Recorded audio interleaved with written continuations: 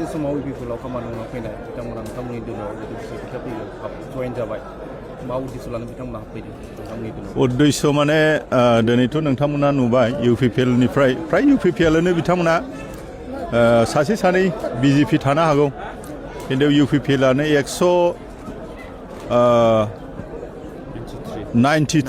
193 बेयो दिनै जोंजों जयनिं जाबाय आरो आङो डिस्ट्रिक्टनि प्रेसिडेन्ट जानानै बिथांमोनखौ ब्लक आरो डिस्ट्रिक्ट जायहा जि जयगथा दङ बेबायदियै प्राइमारिफोराव जोङो बिसोरखौ सोनानै लागोन खामानि मावहोगोन आरो बिथांमोना नुदों बे खम समनि बिथोरावनो 3-4 मासनि बिथोरावनो दिनै जोंनि मानगोनां हाग्रामा महिलारि सार जोंनि चिफ जोंनि प्रेसिडेन्टआ जेरैबायदि सा खोला सानजा सोनाब उन्नतिनि थाखाय खामानि मावदों आरो जि 5टा गेरेन्टि मोनबा गेरेन्टिखौ दाखालि 10 तारिख BTC एकर्ड डेआवनो बेखौ होजेननाय जाबाय मोनबा गेरेन्टिखौ जोङो बयबो मोनथियो जे हानि फाट्टा self help group unemployed disable आरो बिदिनो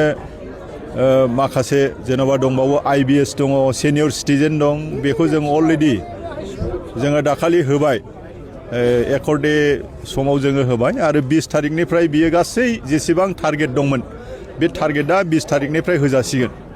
20 तारिखनिफ्राय होजासिगोन बेफोरखौ नुदों आरो दिनै खम समनि बिथोरावनो उदालगुरि डिस्ट्रिक्टआव जे मिनि सेक्रेटारियेट बे बिराद गिदिर जोंनि मोनसे हिस्ट्रिक मोनसे माबा जाबाय बियो एचिभमेन्ट जाबाय आरो जि पावारफ्रा थांदोंमोन बै समाव बे पावारफोरखौ गासैखौबो लाबोफिनजोबनाय जाबाय आरो गावनो चिफ मिनिस्टारा गावनो बुंदों जे जैदिन माने बिबानखौ लादों हाग्रामा महिलारि सारा बे समावनो चिफ मिनिस्टार बिथाङा बुंदों जे गासैबो पावारखौ हरफिनजोबनाय जाबाय दा जोंनो आरो बिनिख्रुइ देरसिन मा बुंबावनो जोंनि एचिभमेन्टखौ दा बयनिबो रायजो राजाफोरनि गोसोआव बियो हाबदों नांदों मोजां मोनदों जोंथ' BPF पार्टी हिसाबै जोङो मोजां मोनखादोंआनो आरो बिनिफ्राय जे गुबुन गुबुन पार्टी दोलोनि बे दोलोनि पार्टीफ्राबो दिनैहाय बेफोरखौनो मोजां मोननानै जोंजों चिरां दुवाराव जोङो आराम्भ खालामबाय गुबुनाव सासे सानै खालामबाय दा मेसिभ जयनिंखौ जोङो दिनैनिफ्राय आराम्भ खालामबाय जासिगोन गुबुन गुबुन नावबो जागोन आरो जोंनि MLA जायखौखि हरा माने हाग्रामा सारा केन्डिडेट हिसाबै 19 नम्बर सिडलियाव बे देरहागोनना दिनै खारथां जानानै फैदों सीट शेयरिंआ माबायदि जागोन सार सीट शेयरिंखौ जोङो गाहाय लेभेलनि लिडार हिसाबै जोङो जेबो बुंथ'नो हाया बे जोंनि हाइ कमान्डनि खोथा थाबाय हाग्रामा सारनि खोथा थाबाय हाग्रामा सारा जेरैबायदि खालामो बेबायदिनो जागोन जिहेतु बिसायख'थिया गोदान गोबां बिसायख'थिया साफाटे सफैबाय दा जिहेतु मोनफ्रोमबो दोलोनि बिजाथिफोरखौ लानानै मोनसे दोलाव सिन्थाधारा खालामगासिनो दङ दा BPF हिसाबै जिकुनु